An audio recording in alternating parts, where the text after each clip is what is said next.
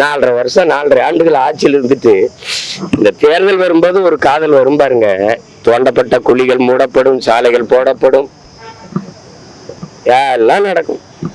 விளக்குகள் மின்சாரம் அணையாமல் கொடுக்கப்படும். இதுதான் என் உடன் பிறந்தார்களே தேர்தல் அரசியல், கட்சி அரசியல்.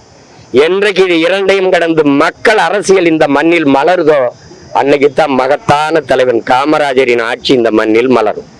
இல்லைன்னா அது மலராது.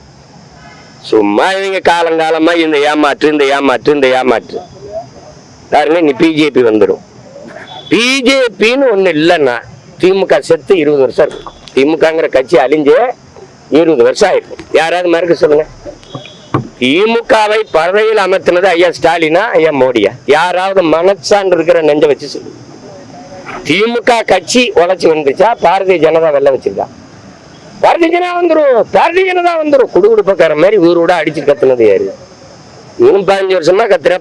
3வது முறையும் வந்துட்டாப்ல. இப்பவும் பிஜேபி வர விடக்கூடாது. அது எங்க வளருது?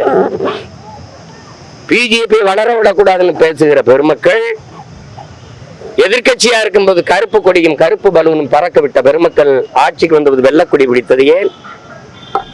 எதிர்கட்சியா இருக்கும்போது கோபேக் மோடி என்று முழக்கத்தை வைத்த நீங்கள் ஆட்சிக்கு வந்தது வெல்கம் மோடி என்று முழக்கத்தை முன்வைத்தது ஏன்?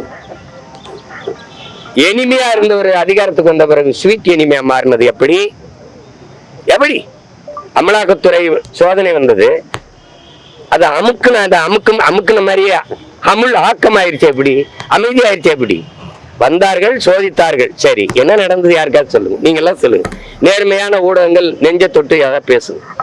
எங்கது 3 முறை நிதி ஆய்வு கூட்டத்துக்கு வரமாட்டேன் என்று நெஞ்சு நிமித்தி சொன்ன நம்முடைய முதல்வர் ஈடி ரைடு வந்த ஓடி வாரே மோடின்னு போனது யாரு? அங்க போய் கையை பிடிச்சுக்கிட்டு கெஞ்சி கெஞ்சி நீங்கள் இந்த அமலாக்கத்துறை அந்த சோதனையை மூடுனீங்களா இல்ல எதிர்த்து நின்று போரிட்டு முன்னீங்களா? இப்படி ஒரு கேடுகட்ட அரசியல் கட்டமைப்பை இந்த திராவிட கட்சியில தவிர எவன் செய்வான்?